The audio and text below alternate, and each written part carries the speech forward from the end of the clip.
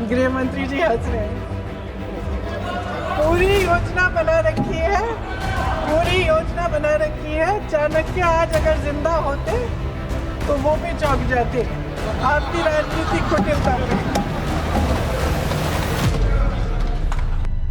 आज इस पे बोलने का मौका मिले, इसके लिए मैं आपकी फिर से आभारी हूँ। इस विषय का एक छोटा सा बैकग्राउंड बताना चाहती हूँ, क्योंकि प्रधानमंत्री महोदय जी ने अपने भाषण में काफ़ी जिक्र किए कि किसने रोका, कैसे रोका, 30 सालों से कैसे ये निर्णय रोका गया।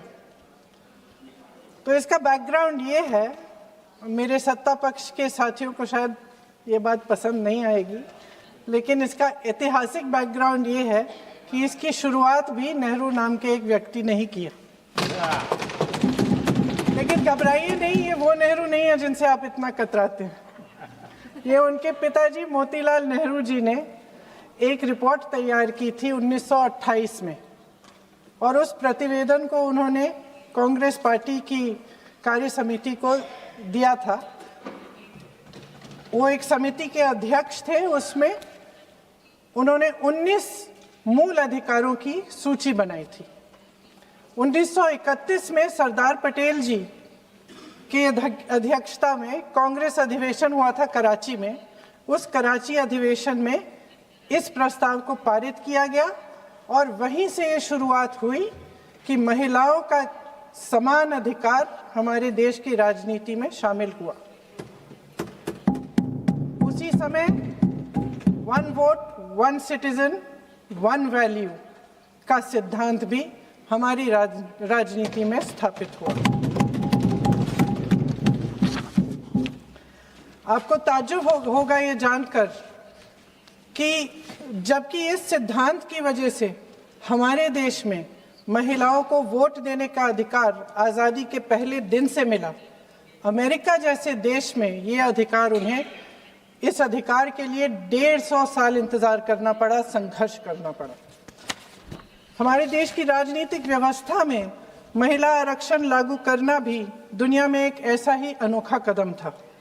पंचायतों और नगर पालिकाओं में 33% आरक्षण का प्रावधान भी भारतीय राष्ट्रीय कांग्रेस की सरकार ने स्वर्गीय राजीव गांधी जी के नेतृत्व में सदन पटल पर पहली बार पेश किया, मगर उस समय ये प्रावधान पारित नहीं हो पाया। आज आदरणीय प्रधानमंत्री महोदय जी ने भी इसका जिक्र किया, लेकिन हमेशा की तरह उन्होंने आधी बात बोल दी। उन्होंने कहा, सदन को ये बताया कि विरोध करने वाले कौन थे, उन्होंने ये नहीं बताया। उन्होंने कहा कि इसका विरोध हुआ, कौन किसने विरोध किया और नहीं बताया। विरोध तो आप ही ने किया था, भाजपा ने। कुछ सालों बाद स्वर्गीय श्री पीवी नरसिम्हा राव जी के नेतृत्व में कांग्रेस सरकार ने इस कानून को सदन में पारित करके लागू किया। आज अपने भाषण में प्रधानमंत्री जी ने जब पंचायत की आंदोलित महिलाओं का जिक्र किया, तो ये समझ लीजिए कि इस कदम के चलते ही आज 40 लाख पंचायत प्रतिनिधियों में से 15 लाख महिलाएं हमारे लोकतंत्र में भागीदार हैं। 2010 में स्वर्गीय प्रधानमंत्री डॉक्टर मनमोहन सिंह जी और यूपीए की अध्यक्ष श्रीमती सोनिया गांधी जी के नेतृत्व में कांग्रेस पार्टी ने लोकसभा और विधानसभा में महिलाओं को आरक्षण देने का फिर से प्रयास किया। राज्यसभा में इसे पारित भी कराया, लेकिन लोकसभा में आम सहमति नहीं बन पाई। 2018 में आदरणीय श्री राहुल गांधी जी ने मोदी जी को एक पत्र लिखा, और उस पत्र में उन्होंने कहा कि ये महिला का जो आरक्षण है ये 2019 तक लागू हो जाना चाहिए। मुझे लगता है कि यहाँ आकर प्रधानमंत्री जी राहुल जी का मजाक तो बना लेते हैं, लेकिन घर जाके उनकी बातों पर गौर करते हैं, क्योंकि हम आज उसी बात पर चर्चा कर रहे हैं। वैसे आज प्रधानमंत्री जी की बातों से ये लगा कि भाजपा ही महिला आरक्षण के चैंपियन, प्रस्तावक और सबसे बड़े समर्थक रहे हैं। इनके पूरे भाषण में यही बात थी, जबकि ये कह रहे थे कि इन्हें इसका श्रेय नहीं चाहिए। कोई भी महिला आपको बता देगी कि बार बार बहकाने वाले पुरुषों को महिलाएं झट से पहचान लेती हैं। थोड़ी सावधानी बरत लीजिए, पकड़े जाएंगे। आखिर जब 2023 में राहुल जी के पत्र को पढ़ने के कुछ सालों बाद, हाँ, उसके बाद पढ़ लिया। आखिर जब 2023 में आदरणीय प्रधानमंत्री नरेंद्र मोदी जी की सरकार ने यह अधिनियम सर्वसहमति से पारित किया, तब भारतीय राष्ट्रीय कांग्रेस ने अपनी विचारधारा के अनुकूल इसका पूरा समर्थन किया। आज भी इसमें कोई शक नहीं होना चाहिए कि भारतीय राष्ट्रीय कांग्रेस महिला आरक्षण के पक्ष में डट कर खड़ी है और खड़ी रहेगी। लेकिन अध्यक्ष महोदय, सच्चाई ये है कि आज की चर्चा दरअसल महिला आरक्षण पर है ही नहीं। जो विधेयक के सरकार ने पेश किया है, उसका प्रारूप हमने पढ़ा, उससे पूरी चर्चा ही बदल गई है। उनकी सरकार के इस विधेयक का सार सुनिए। सबसे पहले इसमें लिखा है कि संसद में महिला आरक्षण 2029 तक लागू होना चाहिए। हम सहमत है। फिर कहा गया है कि इसे लागू करने के लिए लोकसभा सदस्यों की संख्या 50% बढ़ानी पड़ेगी। मतलब कि सीटों की संख्या 543 से बढ़कर 850 तक बनानी पड़ेगी, बढ़ाई जाएगी।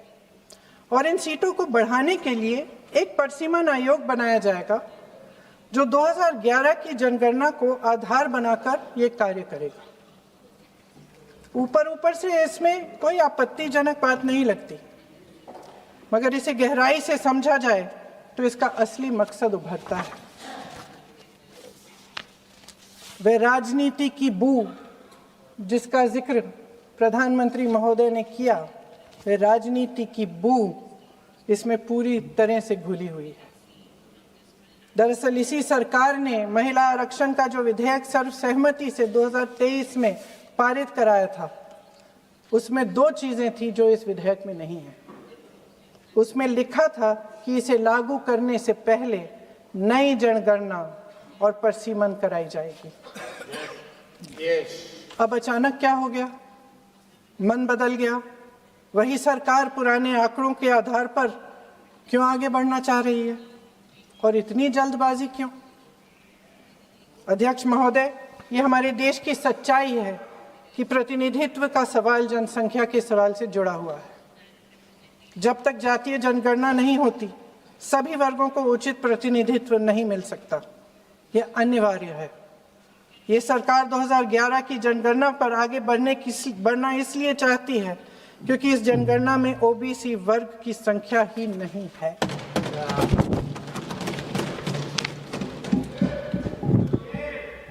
आज प्रधानमंत्री महोदय ने बड़े हल्के में बोल दिया कि इस वर्ग और उस वर्ग के बारे में हम बाद में देख लेंगे। कौन सा इस वर्ग, कौन सा उस वर्ग? ओबीसी वर्ग की बात कर रहे थे कि हम बाद में ही देख लेंगे इसके बारे में। ये हल्के में नहीं लेना चाहिए अध्यक्ष महोदय। एक बहुत बड़ी संख्या है, एक पूरे वर्ग का परिश्रम है, एक पूरे वर्ग का संघर्ष है।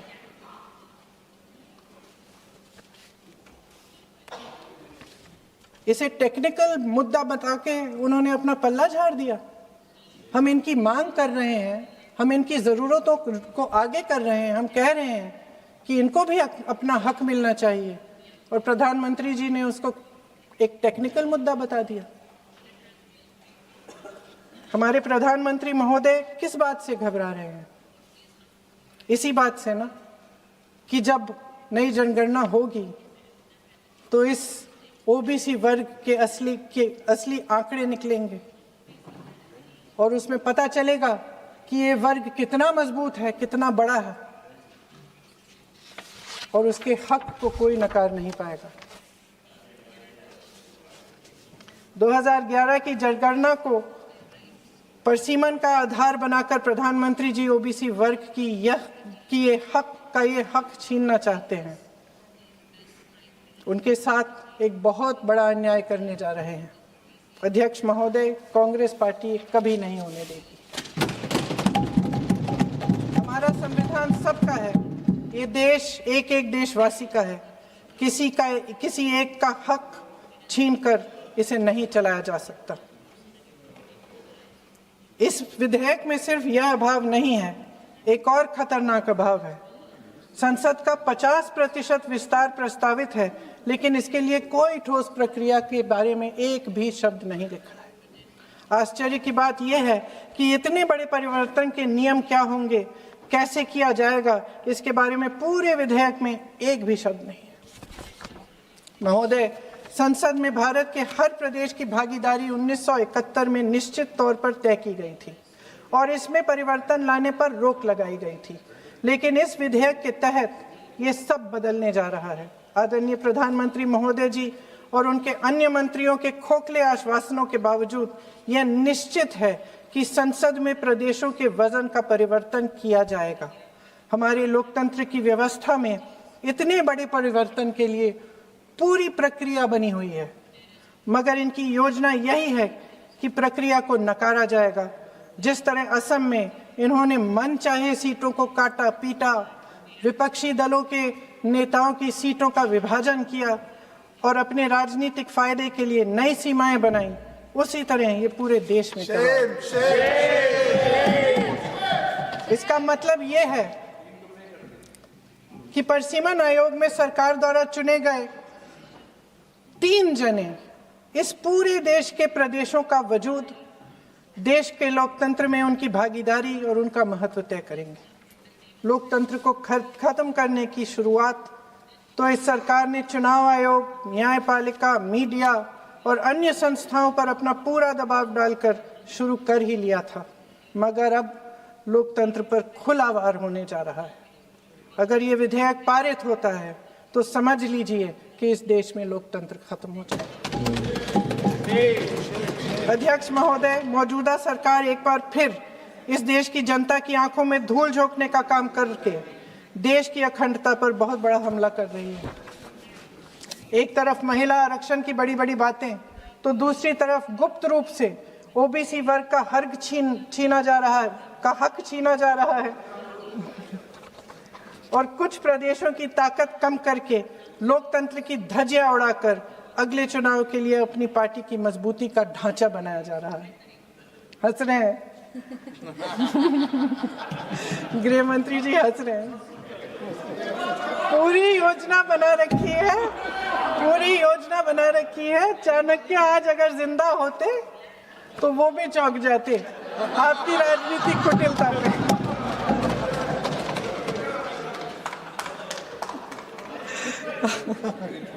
इन्होंने पूरी योजना बना रखी है, हंस रहे हैं, सहमत है मेरी बातों से।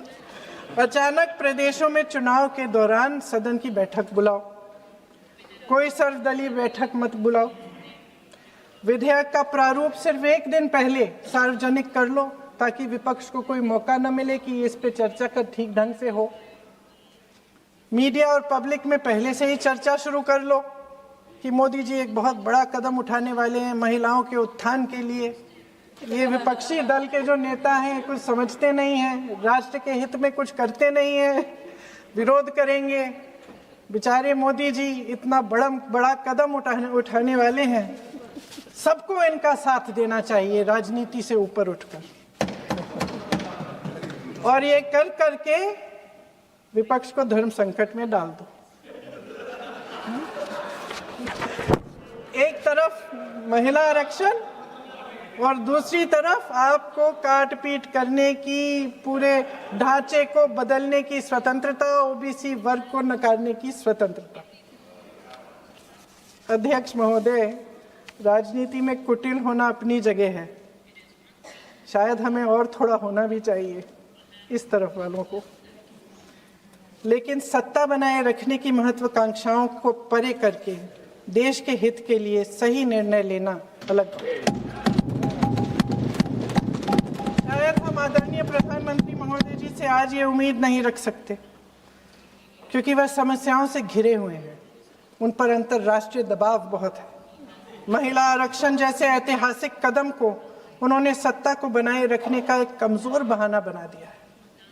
जाति जनगणना को नकारते हुए एक ऐसी संसद बनाना चाहते हैं जिसमें सिर्फ अभिव्यक्ति और चर्चा का ही अभाव नहीं होगा, बल्कि पिछड़े वर्गों और प्रदेशों की समानता का भी अभाव होगा।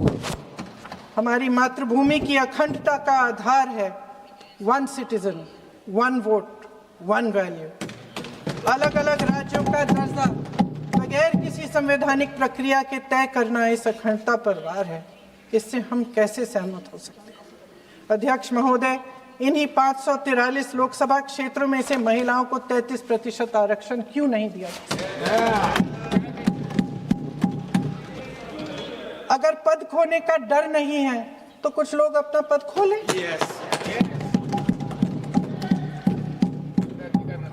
इसी में से SC ST का जो दर्जा है, SC ST में महिलाओं का आरक्षण 33% हो जाए, 1/3 आरक्षण हो जाए, OBC का भी उचित आरक्षण हो जाए, आज पारित हो सकता है। शुभ काम भी हो जाएगा, बेवजह प्रक्रियाहीन परिसीमन से देश का नुकसान भी नहीं होगा और काला टीका भी काम आ जाएगा।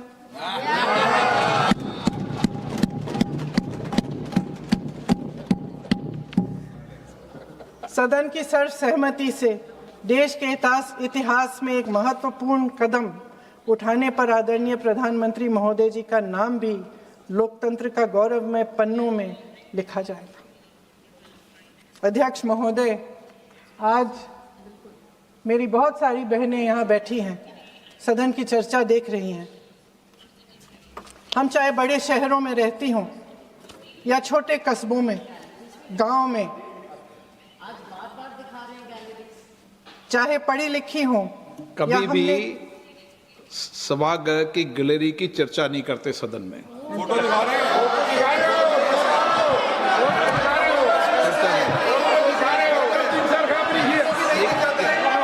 एक मिनट महोदय, मैं थोड़ी अभी भी थोड़ी नई हूँ, मैं समझ जाऊंगी। प्रियंका जी, एक मिनट। माननीय सभासदों, सभा की सहमति हो तो सभा की कार्रवाई आज रात को 11 बजे तक बढ़ा दी जाए।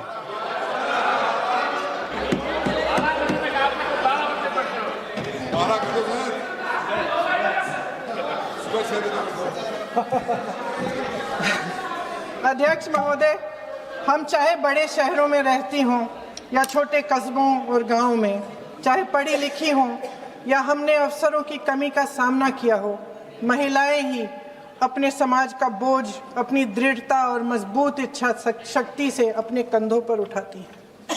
हम ही वह अथक कर्म शक्ति हैं जो हमारे राष्ट्र को आगे बढ़ाती हैं। दर्द और तकलीफें सहने की हमारी क्षमता असीम है, लेकिन अध्यक्ष महोदय, आज इस संसद में खड़े हुए मैं खास तौर से अपने पुरुष साथियों को याद दिलाना चाहती हूँ कि इस देश की महिलाएं निडरता पूर्वक जीवन के कठिन से कठिन परिस्थितियों में अपने हक के लिए लड़ना भी जानती हैं। घोर अंधकार से भरी रात में उठकर एक नई सुबह का दावा करना जानती हैं। इस देश की महिलाएं वे जबरदस्त सामूहिक शक्ति हैं जो इस देश के भविष्य को आकार दे रही हैं। इसलिए अध्यक्ष महोदय, आपके द्वारा मैं आदरणीय प्रधानमंत्री महोदय जी को ये कहना चाहती हूँ कि अगर वे इस ऐतिहासिक कदम को ईमानदारी से उठा रहे होते तो पूरा संसद इनके साथ एकजुट होकर इसे पारित करता। लेकिन देश की महिलाओं के नाम पर इस देश के बुनियादी ढांचे, इसकी अखंडता के साथ खिलवाड़ करने की कोशिश ने इस विधेयक का मकसद ही बदल डाला है।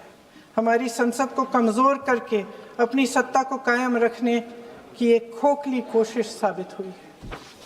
आदरणीय प्रधानमंत्री महोदय जी, इस देश की महिलाओं का वाकई आप सम्मान करते तो उनका राजनीतिक इस्तेमाल न करते। ये आपकी हस्ती, आपके पद, उसकी गरिमा और आपके दायित्व के प्रतिकूल है।